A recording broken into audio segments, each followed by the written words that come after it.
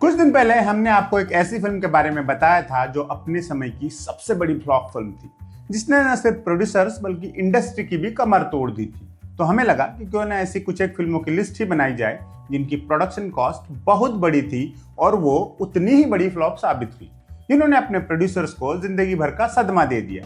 तो पेश है ये लिस्ट।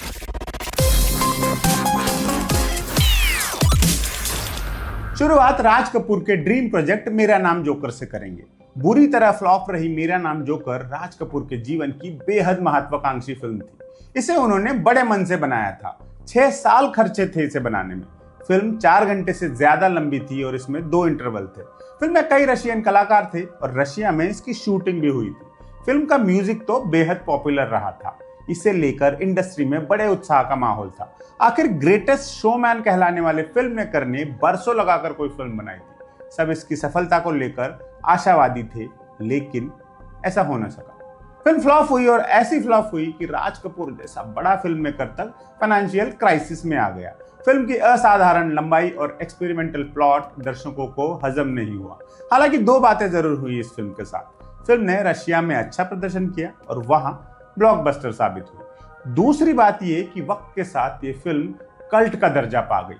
आज इसे एक क्लासिक फिल्म माना जाता है और फिल्म मेकिंग के लाखों छात्र इसके मुरीद हैं। शशि कपूर ने यूं तो कई अच्छी मीनिंगफुल फिल्में प्रोड्यूस की है, लेकिन एक बार वो भी कमर्शियल सिनेमा की चमक दमक के चक्कर में आ गए थे और अपने हाथ जला बैठे थे। 1991 में उन्होंने बनाई अजूबा, जो कई मामलों में अजूबा ही साबित हुई। 8 करोड़ का भारी भरकम बजट फूंक कर बनी ये फिल्म सिर्फ 2 करोड़ ही कमा सकी, जबकि फिल्म में अमिताभ बच्चन, ऋषि कपूर, डिम्पल कपाड़िया और अमरीश पुरी जैसे दिग्गज स्टार कास्ट थे। ये एक फैंटेसी फिल्म थी जिसे लेकर मेकर्स कॉन्फिडेंट थे। फिल्म में मॉस्को के एक प्रोडक्शन हाउस का भी पैसा लगा था, सबका डूब गया।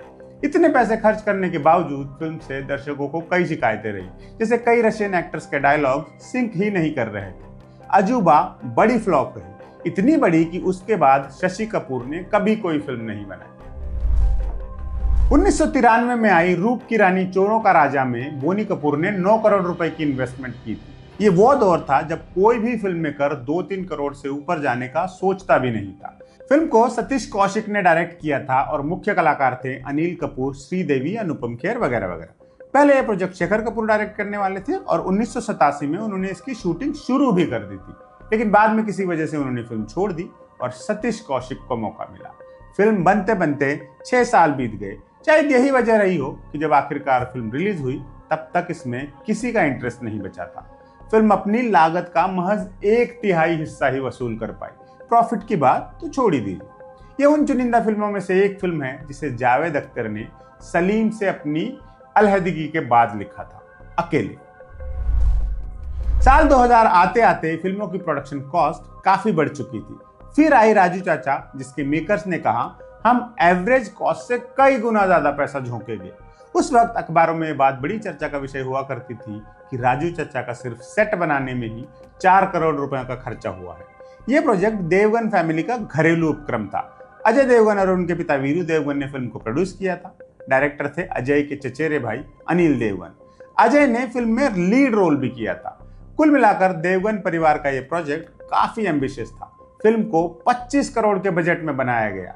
ये तब तक की सबसे महंगी फिल्म थी, लेकिन फिल्म ने कमाए सिर्फ 8.5 करोड़ रुपए। फिल्म बॉक्स ऑफिस पर औंधे मुंह गिर गई।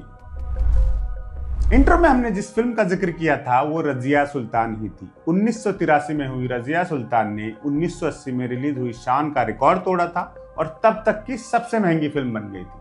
रजिया सुल्तान का बजट लगभग 10 करोड़ था। उस जमाने के हिसाब से बहुत ही ज्यादा बड़ी इन्वेस्टमेंट थी। ये कमाल अमरोही का ड्रीम प्रोजेक्ट था, जिसे उन्होंने पाकिजा के बाद शुरू किया था, लेकिन जिसे बनने में 7 साल लग गए। इसे अगली मुगले आजम कहा जा रहा था और इसकी रिलीज के वक्त पूरी इंडस्ट्री दम साधे देख रही थी। कई लोग जानते थे कि फिल्म अगर पिट गई तो न सिर्फ मेकर्स बल्कि इंडस्ट्री की ही कमर टूट जानी है। ये आशंका सही भी साबित हुई। इसने न सिर्फ प्रोड्यूसर्स को बल्कि पूरी इंडस्ट्री को ही सदमा दे दिया था।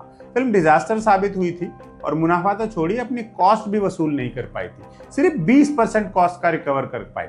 2 करोड़ ही इसकी टोटल मुकम्मल कमाई रही थी।